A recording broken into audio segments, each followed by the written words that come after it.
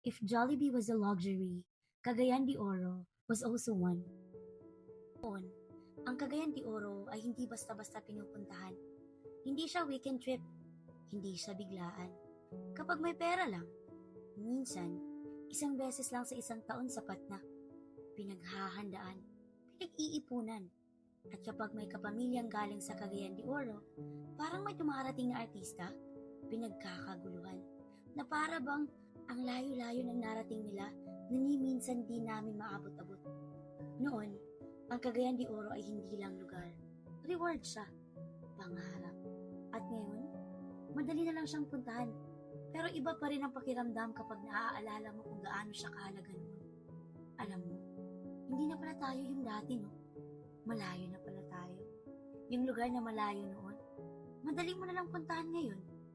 Hindi dahil sa mas malapit na siya, kundi dahil nakausad ka na. Ikaw ba? Anong kwentong Cagayan de Oro mo?